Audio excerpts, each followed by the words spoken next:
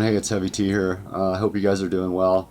I'm going to kind of kick things off, hopefully, in a little bit of a better mindset. I know things have been kind of morose and dreary lately, and I just wanted to say, our prayers are with those guys in Florida and those families, and I just hope everybody prays for them, and I hope that a lot of them, make it out of it okay, and it's catastrophic what's happening to them.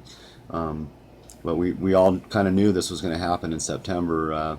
Guy is moving. She's getting ready to ascend, and she's shifting right now. So there's going to be a lot of this stuff happening, and so we got to be aware of it, and just kind of keep your heads up. And if you guys can stock water, try to stock water. Try to do things, because things are going to get a little crazy here in the next couple of months. So just wanted to throw that out at you. I just know that it's coming. So anyway. I picked up a couple of comic books today for $1. They were $1 a piece. This is the number one 4001 AD by Valiant. It's actually a pretty cool comic book, and got it for $1. And then I picked up one of the Captain America ones. I couldn't resist, of course, my favorite superhero, but the Fall of the Mutants tie-in. But I got both of these for $1 by my house, so got a little deal today. And then I have this. I dug this out of my storage. It's I don't know if you guys remember the Avalanche when they took the Stanley Cup with Stefan Yale and Mike Reese, and who else is on it? Ozelinch is on here, Dead Marsh, Kamensky, and Forsberg. So I've got like all these signed cards from the Avalanche, and it's kind of one of my little babies that I kind of like treasure. But anyway. Yeah, I hope you guys are doing good. I'm going to read some of my book again. This is going to be part 5, so it's basically going to start off where they went. I'm going to kind of skip over a little bit of the last chapter, where they go and have dinner over at Spectra's, and just kind of go through the dinner and kind of go into the next chapter that comes after that. So they're just basically, they have dinner, they sit and they talk. Reagan kind of reveals some things to the man who dared, and you guys will be able to read about those later on. I don't want to throw those out yet, because it's I just want to kind of throw out the more action stuff right now and kind of get people more involved with the book. But anyway, so I'm going to start on the next chapter, and so this is going to be part 5. After meeting Reagan and sitting down to a very nice dinner with Spectra, Reagan, and Heavy T, the man who dared became exhausted and went to lie down in the spare bedroom they had made for him. His body was like jelly, however his mind was racing, remembering when Hans met with him at the bowling alley, before he traveled through the future to get to this realm. Hans had gotten him the full file of Heavy Target 9 months ago. It was the file the CIA, DARPA, NSA, and FBI had on him that was sent back in time by an agent time traveler of the CIA. In order to keep the information secret, Gunther had to completely erase the agent brothers' organized crime record completely from existence, which is much easier said than done, because it meant erasing people's minds as well. Though Hans, with his easygoing temperament, did the erasing while Hans worked on the paper and 1988 computer records. They delivered the file to the man who dared at a bowling alley. In Heavy T's file, it was quite extensive, with every habit, activity, job, and if he chewed gum on Tuesday, it was in there. This was the kind of file that if you read through it, you just lived the person's entire life. Targets were picked for different reasons. However, most random targets like Heavy were picked because of their light or brightness of positive heart energy. These people in the top positions of the Illuminati world power were vile and evil.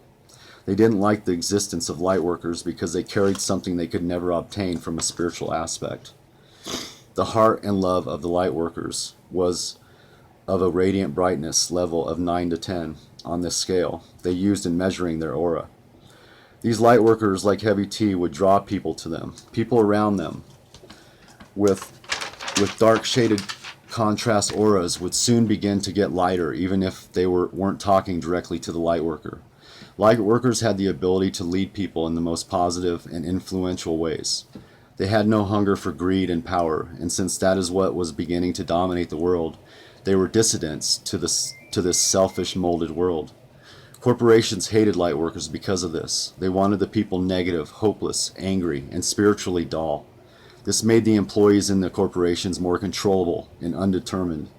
Promotions were given to the greedy and aggressive individuals, the ones who were fully able and capable of firing anyone at any time. Even on the day before Christmas, paying the employees near nothing kept them poor and always needing extra hours in order to survive. They wanted to cut the American family dream up and burn it in the fire along with any complete family concepts. Insurance and most benefits were only given to the full-time employees, making most employees work 38 hours or less in order not to grant them the full-time status benefits. Became most profitable to the corporate CEOs. The corporations became drunk on power in leading up to Prisonix. They soon would start squeezing their employees, imploring corporate bully micromanagement think tanks to further induce a work environment driven by fear, induce scare tactics to feed their gluttony for power.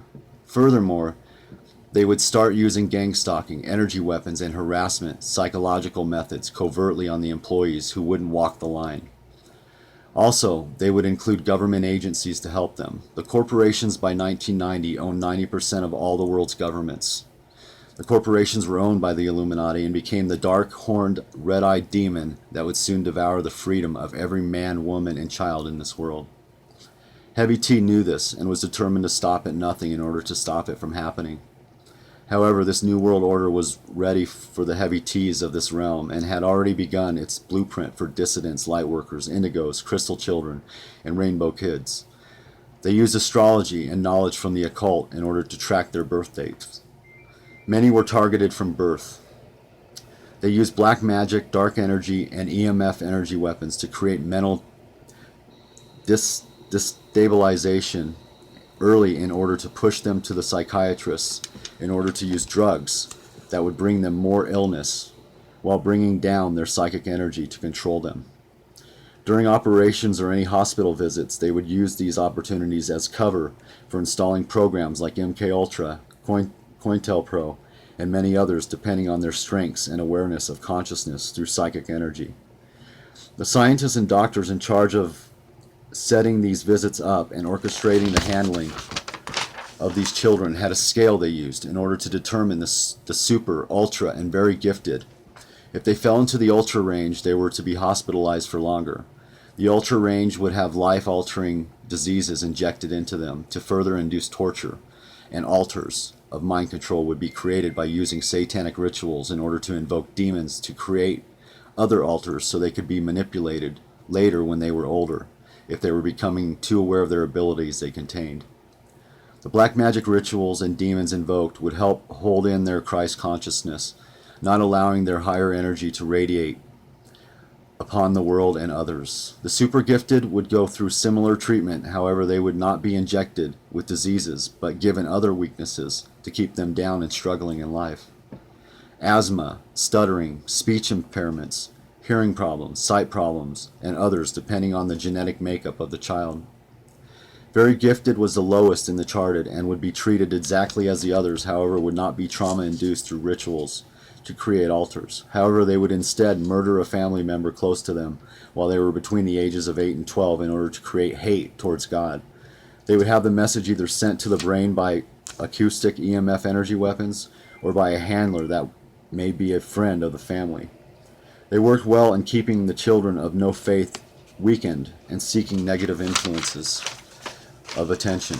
Many of these children would become drunks, drug addicts, the girls prostitutes, and making them useless of helping others and radiating nothing of brightness to people of the world. Now every individual was different, and occasionally if there were doubts on a particular classification, they'd combine methods and add negatives. However, these were the guidelines that were most implemented depending on the child's class. Heavy T's file was showing Lightworker, which was typically a super classification as on the chart. However, notes that were added said his genetic makeup was rare because he was born between 1970 and 1982. They had him down as a child of the Oak Tree Project. Only 42 children fell into this project, and it was one of the largest projects the NWO had going in regards to importance. These kids were born by certain mothers who contained a very rare genetic makeup, and their wombs were referred to by the occult as stargates. Therefore, the mothers of these children were picked by their birth date, genetics, and origin. They had the power of bringing into the world God children. The occult believed that Satan, Lucifer, and other occult demonic gods of the old world had souls that could reincarnate through utilizing black magic, along with the wombs of these rare selected mothers. After these children were born, they were watched and tracked by the Illuminati and families, tested, manipulated, and surrounded by negativity. These children were put under constant stress in order to reach and analyze their limitations of this realm. That's all I have for that chapter. So I'm going to leave that out as part 5, and I'll throw out another part later. Like I said, I hope you guys are doing good, and just keep your heads up, and pray for those people in Florida, and just start hoarding up on some water. You know, get some water stored away somewhere if you can, underneath your, you know, your, I don't know, in your crawl space, wherever you can put it. But it would be a good idea, because if a lot of people start moving this way, if that East Coast takes a tsunami here soon or something like that happens, a lot of people are going to be heading this way, and there's going to be a lot of shortages on fuel, everything coming this way. So it's going to impact everybody over the whole U.S. So just keep that in mind, and we'll catch up with you guys next time. I appreciate you guys tuning in again. Take care.